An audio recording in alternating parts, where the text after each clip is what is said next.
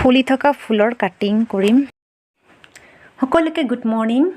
আৰু আজি ফুলি থকা ফুলটো ইয়া মই কাটিছোঁ আৰু ফুলি থকা ফুলটো ইয়া কালাৰ চেঞ্জ হৈ গৈছে আৰু শুকাই গৈছে।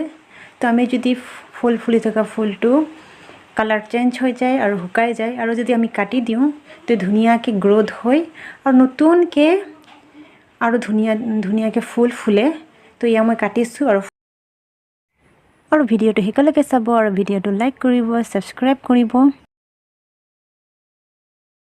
ফুলি থকা ফুল মই কাটিছোঁ আৰু ফুলে শুকাই গৈছে আৰু মই কাটি দিছোঁ আৰু ধুনীয়াকৈ আৰু ফুল ফুলে। আৰু ইফালে আছে গোলাপ ফুল আৰু গোলাপ ফুল ফুলি শুকাই গ'ল আৰু মই এয়া কাটিলোঁ।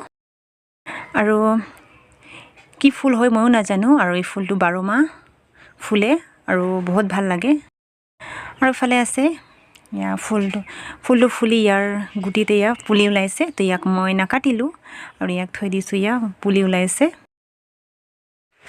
আৰু ইফালে আছে জাস্মিন ফুল আৰু জাস্মিন ফুল কাটিং কৰা হয় আৰু ইমান ধুনীয়াকৈ ইয়া পাত ওলাইছে আৰু ফুল ফুলিব হৈছে আৰু ইয়া অলপকৈ ফুল ওলাইছে আৰু জাস্মিন ফুলো 12 মাহ ফুল দিয়ে আৰু এই কাটিং কৰা আছে।